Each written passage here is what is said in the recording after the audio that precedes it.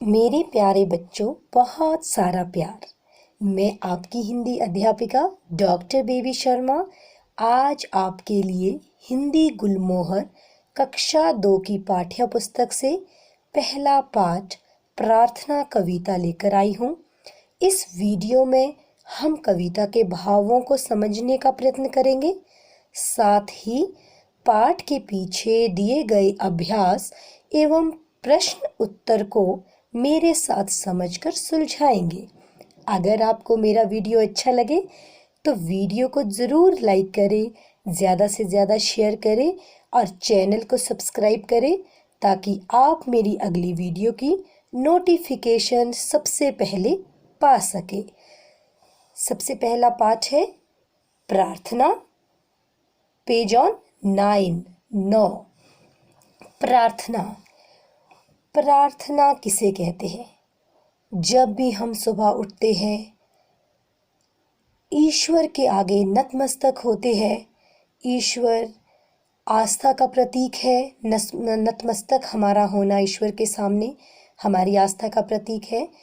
हम जब भी दुख में होते हैं, परेशानी में होते हैं, तो हम हमेशा से ईश्वर को याद करते हैं। और ऐसे भी जब हम सुबह उठते हैं, स्कूल आने के लिए तैयार होते हैं, तो भी हम ईश्वर के आगे हाथ जोड़कर प्रार्थना करते हैं कि हे ईश्वर, हम किसी का बुरा ना करें, कभी हम किसी से झूठ ना बोले, हमारी बातों से किसी को दुख ना पहुँचे, हम दूसरों की सहायता कर सके। इस तरह से हम अलग अलग तरह से ईश्वर को याद करते हैं और ईश्वर को याद करना ही एक तरह की प्रार्थना कही जाती है।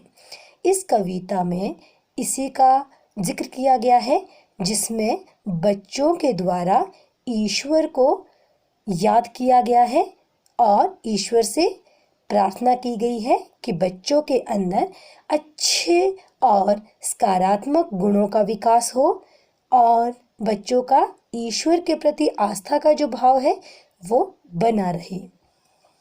हे जगपालक, हे भगवान, सबको दो सच्चा शुभ ज्ञान, हाथ जोड़ हम करे प्रणाम, करे तुम्हारा ही गुणगान। इसमें बच्चे ईश्वर से प्रार्थना करते हैं कि हे जगपालक। जगपालक, जग संसार को कहा जाता है, पालक होता है पालनहार। जगपालक संसार का पालन करने वाला ईश्वर। हे संसार का पालन करने वाले ईश्वर, हे भगवान, सबको दो सच्चा शुभ ज्ञान। शुभ का शाब्दिक अर्थ है अच्छा, कि हे भगवान सबको अच्छा ज्ञान दो, जिससे चारों तरफ पॉजिटिविटी फैले, चारों तरफ अच्छे गुणों का विस्तार हो। हाथ जोड़ हम करें प्रणाम। हम ईश्वर के आगे छोटे छोटे बच्चे अपने नन्हे हाथों को जोड़कर प्रणाम करते हैं। करे तुम्हारा ही गुणगान। तुम्हारा भगवान के लिए कहा गया है कि हे ईश्वर, हम तुम्हारा ही गुणगान करें। गुणगान का अर्थ होता है गुणों का वर्णन, कि हम तुम्हारे गुणों का वर्णन करें। हमें ऐसा अच्छा ज्ञान दो जिससे कि पूरे संसार का भला हो सके। Second paragraph. कभी किसी से झूठ ना बोले, पहले सोचे फिर मुंह खोले। बच्चे ईश्वर से प्रार्थना करते हैं कि हे ईश्वर, हम कभी भी किसी से झूठ ना बोले, हम अपने काम के लिए झूठ का सहारा ना ले, पहले सोचे फिर मुंह खोले। जब भी हमें कोई कार्य करना हो, किसी दूसरे से बातचीत करनी हो, हम पहले अपने दिमाग में सोचे कि हम सामने वाले को क्या बोल रहे हैं, उसके बाद ही हम कुछ अपने मुंह से बोले और झूठ तो कभी भी ना बोले। अपनी मीठी भाषा से हम सबके कानों में रस घोले। अपनी मीठी भाषा से हम, हमारी भाषा, बोलचाल की भाषा जिससे हम एक दूसरे से बातचीत करें, वो हमारी कोयल की तरह मीठी भाषा होनी चाहिए, जिससे सबके कानों में रस घोले। दूसरों के कान हमारी भाषा को सुनकर इतने खुश खुश हो जाए कि जैसे उनके कानों में मिश्री घुल गई हो। अर्थात जब हम भी कुछ भी अपने मुंह से बोले तो मीठा बोले, जो दूसरों को दुख ना दे, दूसरों को तकलीफ ना दे। हमारे मुंह से निकला हुआ हर शब्द दूसरों के कानों में रस घोले, दूसरों को अच्छा लगे। दीन दुखी की मदद करे नित, दो ऐसा हमको वरदान। दीन गरीब लोगों को कहा जाता है, नित होता है हमेशा। हम इतना सामर्थ्य हमारे अंदर आए कि हम हमेशा गरीब लोगों की और जो अपने दुख में दुखी हों उन लोगों की मदद कर पाए। दो हमको ऐसा वरदान। आप हमें ऐसा वरदान, आशीर्वाद को कहा जाता है। हे ईश्वर, आप हमें ऐसा आशीर्वाद दीजिए, आप हमें ऐसा वरदान दीजिए कि हम गरीब बच्चों की, गरीब लोगों की और दुखी लोगों की मदद कर सके। जो ज़रूरतमंद हो उनकी हम मदद कर सके, हमेशा हमेशा हम उनके काम आ सके। सूरज बड़ी देर से जगता, हम चिड़ियों से पहले जागे। माना जाता है कि सबसे पहले जब सुबह होती है तो चिड़िया जगती है। बच्चे कहना चाहते हैं कि सूरज भी चिड़ियों के बाद जगता है, अर्थात सूरज बाद में जगता है, बाद में उदय होता है, परंतु चिड़िया जो है वो सबसे पहले सुबह जाग जाती है। परंतु जो हम बच्चे हैं, हम उन चिड़ियों से भी पहले जागे। मुश्किल से मुश्किल कामों से कभी नहीं हम डर कर भागे। हमारे जीवन में कैसी भी मुश्किलें आए, कैसी भी कठिनाइयाँ आए, कोई भी मुश्किल काम आए, हम उसको करने में सक्षम हो सके। हम कभी भी कठिन कामों से डरकर इधर उधर ना भागे, अपने मन को विचलित ना करें। हम उस कठिन काम से ना डरे, हम उसे आसानी से करने का सामर्थ्य रखें। इस तरह का वरदान बच्चे ईश्वर से मांगते हैं। Now turn your page.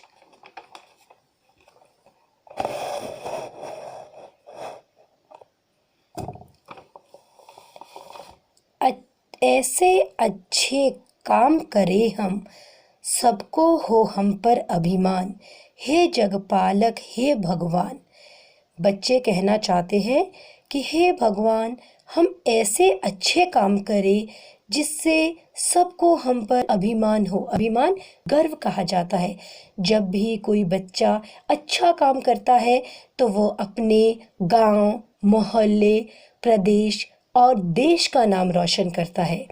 तो बच्चे चाहते हैं कि हे ईश्वर, हम इस तरह से अच्छे काम करें कि सबको हम पर गर्व हो, अभिमान हो। हे जगपालक, हे भगवान, हे ईश्वर, हे संसार को पालने वाले, हम पर इस तरह की कृपा करें कि सब लोग हम पर अभिमान करें।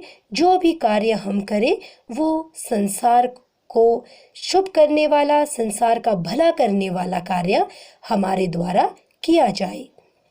तो बच्चों, आज हमने पूरी कविता में क्या सीखा? आज हमने सीखा कि ईश्वर जो है वो सर्वशक्तिमान है, सब जगह व्याप्त है। हमें ईश्वर पर विश्वास रखना चाहिए और साथ ही साथ हमें सच बोलना चाहिए, गरीबों की, दुखी लोगों की मदद करनी चाहिए। कभी भी हमें जीवन में हार नहीं माननी चाहिए और ईश्वर से हमें प्रार्थना करनी चाहिए कि हमेशा से हम ऐसे अच्छे काम करें जिससे दुनिया हम पर गर्व कर सके। अभ्यास। पहला प्रश्न है, बालक हाथ जोड़कर किसे प्रणाम कर रहे हैं? बालक, सबसे पहले हमने पढ़ा बालक हाथ जोड़कर किसे प्रणाम कर रहे थे। इसका उत्तर है बालक हाथ जोड़कर भगवान को प्रणाम करते हैं। दूसरा प्रश्न हमारे सामने है, शुभ ज्ञान से आपने क्या समझा? अब बताइए, शुभ ज्ञान से आपने क्या समझा? शुभ शुभ का मतलब होता है अच्छा। शुभ ज्ञान से हमारा अभिप्राय क्या है? शुभ ज्ञान से हमारा अभिप्राय अच्छे गुणों से है। तीसरा प्रश्न हमारे पास है, कविता में किसकी मदद करने के लिए कहा गया है? कविता में गरीबों की और दुखी व्यक्ति की मदद करने के लिए कहा गया है। नाउ पेज ऑन 11, सही उत्तर के सामने निशान लगाइए। बच्चे किसका गुणगान कर रहे हैं? बच्चे किसका गुणगान कर रहे हैं? माता पिता का, शिक्षक का, ईश्वर का। बच्चे ईश्वर का गुणगान कर रहे हैं। थर्ड ऑप्शन इज राइट, ईश्वर का गुणगान कर रहे हैं। ख भाग हमारे सामने है, हमें कैसी भाषा का प्रयोग करना चाहिए? कठोर, दूसरी है मीठी, तीसरी है अशुद्ध। तो हमें कैसी भाषा का प्रयोग करना चाहिए? कठोर भाषा का तो कभी भी नहीं करना चाहिए और अशुद्ध भाषा का प्रयोग भी हमें नहीं करना चाहिए। तो हमारा सही उत्तर क्या है? हमें कैसी भाषा का प्रयोग करना चाहिए? मीठी। हमारा सही उत्तर है ऑप्शन नंबर 2। तीसरा प्रश्न है, सूरज निकलने से पहले कौन जागता है? चिड़िया, इंसान या जानवर? हमने अपनी कविता में क्या पढ़ा? सूरज निकलने से पहले भी इनमें से कौन जागता है? सबसे पहले चिड़िया जागती है। तो हमारा सही ऑप्शन है नंबर 2, चिड़िया। आगे प्रश्न है हमारे पास, हमें बोलने से पहले क्या करना चाहिए? हमेशा जब हम कुछ बोलते हैं तो हमें बोलने से पहले क्या करना चाहिए? सही उत्तर है, हमें बोलने से पहले सोचना चाहिए। दूसरा प्रश्न है, क्या करने से सबको हम पर गर्व होगा? अब ऐसा कौन सा काम है जो हम करेंगे और सबको हम पर गर्व होगा? दूसरों का भला करना, दूसरों के काम आना, ये अच्छे काम है और इसी कारण सबको हम पर गर्व होगा। इसका सही उत्तर है, अच्छे काम करने से सबको हम पर गर्व होगा। तीसरा प्रश्न हमारे सामने है, हमें कैसे कामों से डरकर नहीं भागना चाहिए? हमें कैसे कामों से डरकर नहीं भागना चाहिए? इसका सही उत्तर है, हमें मुश्किल कामों से डरकर नहीं भागना चाहिए। ये हमारा दूसरा प्रश्न था। अब हमारे सामने तीसरा प्रश्न है, कविता की पंक्तियाँ पूरी कीजिए। हमने कविता जो पढ़ी है उसकी पंक्तियाँ हमने पूरी करनी है। कभी किसी से डैश ना बोले, कभी किसी से झूठ ना बोले, पहले सोचे फिर मुंह खोले। दूसरा है, दीन दुखी की मदद करे नित। इसमें मदद आएगा। दो ऐसा हमको वरदान। ये हमारी पंक्तियों के रिक्त स्थान है। हमारी कविता जो है, कविता से ही ये हमारे पास पंक्तियाँ ली गई है, वहीं से हमने ये पंक्तियों को पूर्ण करना है। Now turn your page on 12। उल्टे शब्द छांट कर लिखिए।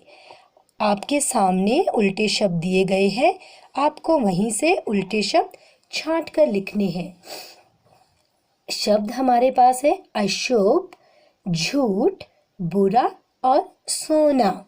इसके लिए हमारे पास आगे शब्द दिए गए हैं सच। सच का उल्टा क्या होता है? झूठ। सच, झूठ। शुभ, शुभ के लिए आया हमारा शब्द, उल्टा शब्द है अशुभ। जागना, जागना का अपोजिट हमारे पास आता है सोना। अच्छा, अच्छे का उल्टा क्या होता है? बुरा। हम यहाँ से शब्द लेंगे बुरा। अगला है हमारे पास प्रश्न नंबर 2। एक जैसी आवाज वाले शब्द लिखिए। हमें ऐसे शब्द लिखने हैं जो लयबद्ध होते हैं, एक तरह की आवाजें निकालते हैं, जैसे बोले, खोले, जागे, भागे, सच्चा, कच्चा, डरकर, मरकर। तीसरा प्रश्न हमारे सामने है, इन मात्राओं से शुरू होने वाले शब्द पाठ में से चुनकर लिखिए। तो बच्चों, ये मात्राएं दी गई है हमारे पास। छोटी ई की मात्रा, बड़ी ई की मात्रा, छोटा ऊ की मात्रा।